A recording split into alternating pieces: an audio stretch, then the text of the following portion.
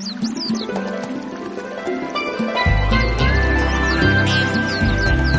道自見，釋經靈修。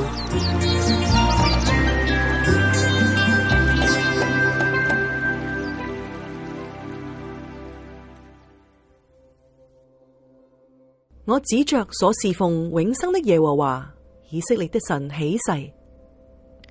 列王記上17章1節。住在基列的提斯比人以利亞對亞哈說：我指着所侍奉永生的耶和華以色列的神起誓，這幾年我若不禱告，必不降露水，也不下雨。呢一句句子嘅主詞係以利亞，內容係佢對以色列王亞哈說嘅話。佢嘅話就揭開咗幾年乾旱日子嘅序幕，直到第18章嘅結束，天先至降下雨來。咁樣嚟到睇呢，王上17章同埋第18章就係一個完整嘅段落，有首尾呼應嘅結構。就以宣告冇雨水開始，就以天降下雨嚟到結束。嗱，整個乾旱嘅時期維持咗幾耐咧？嗱，按以利亞嘅說話呢，就係這幾年。按第18章第1節經文話，過了許多日子，到咗第3年。嗱，按照新約聖經嘅資料呢，好準確，3年零6個月。第17章第2節。就去到第24節呢，係第一個大段，就記錄以利亞喺乾旱時期嘅故事。呢個大段落可以分做2個部分。第2到第7節呢，就記錄以利亞喺約旦河東邊嘅基立溪旁。第8節去到24節呢，就記錄以利亞喺西頓嘅撒勒法嗰個寡婦嘅家中。18章第1節去到第46節呢，就另外一個大嘅段落，就記錄呢結束乾旱時期嘅故事。開始嘅時候，耶和華就吩咐以利亞去讓亞哈呢就看見佢，然後耶和華就宣告佢將要降雨在地上。其實即係表示呢，就係乾旱嘅日子嚟到結束嘅時候啦。而呢一章嘅結束呢，天呢就降下雨來。嗱，第17章嘅2個段落，同埋第18章嘅一個大嘅段落呢，3個段落都有一個咧共通點，就係3個段落都係由耶和華嘅話臨到他，或者耶和華嘅話臨到以利亞開始嘅。嗱，咁樣呢，即係話第17章第1節就顯得好特別啦。喺冇耶和華嘅話臨到以利亞嘅情況底下，提斯比人以利亞就忽然出現，佢向亞哈宣告呢冇露水雨水嘅日子。嗱，咁樣嘅寫作手法就令讀者對呢個忽然間出現嘅人物就產生興趣。呢個人到底係邊個嚟嘅？佢有咩能耐？佢講嘅話會成真嗎？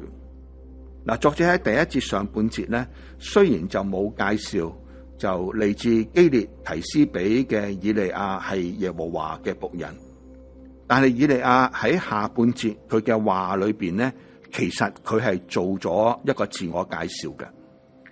當佢指着耶和華以色列嘅神起誓嘅時候咧，其實原文直譯佢應該係咁講嘅。佢話就係呢，我站在他面前的那一位，其實就係表明呢，佢真係神嘅僕人嚟嘅。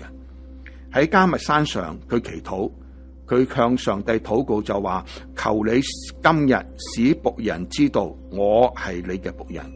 嗱，結果呢，上帝回應咗佢嘅禱告，咁以利亞確實係神嘅僕人。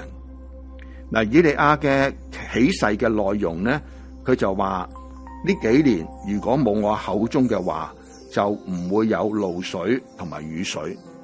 嗱，新譯本呢個翻譯就係呢幾年如果冇我嘅命令啊，雨水就係從天就落嚟嘅嗰啲水滴啦，露水呢就唔係由天嗰度落嚟嘅，露水係空氣當中嗰啲濕氣喺晚上喺冷凍嘅物件表面凝結而成嘅水珠。冇露水咁就係乾，冇雨水咧就係旱。咁冇露水冇雨水嘅日子，自然就係極度乾旱嘅日子。嗱，呢個唔係淨係咧冇水嘅問題，佢都會直接帶嚟咧就係冇糧食嘅問題。嗱，撒勒法嗰個寡婦佢發誓，佢話我冇餅啊，壇內就只有一把麵，瓶裏邊就只有一點油。看下我去找2根柴帶回家，為我和我兒子做餅，我們吃了死就等死吧。嗱，呢個婦人咧缺糧咧，唔只係因為窮啊，而係因為咧新約聖經話俾我哋聽嘅，喺以利亞嘅時候，天閉塞咗3年零6個月，遍地有大饑荒。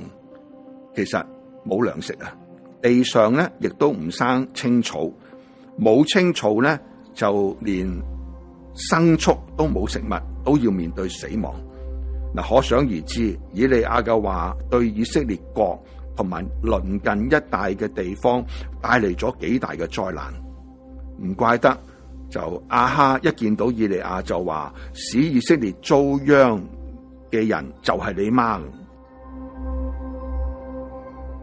嗱，呢個咧就係冇露水冇雨水嘅問題，就唔係人可以用經濟嘅手段係可以解決得到嘅，因為呢個唔係經濟嘅問題啊嘛。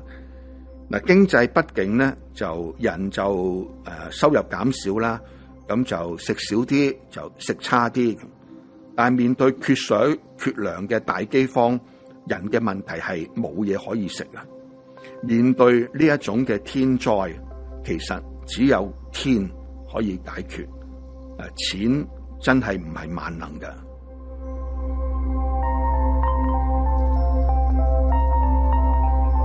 以道自見，釋經靈修，係由天道神學院推出，作者梁國權，播音葉清、梁國權。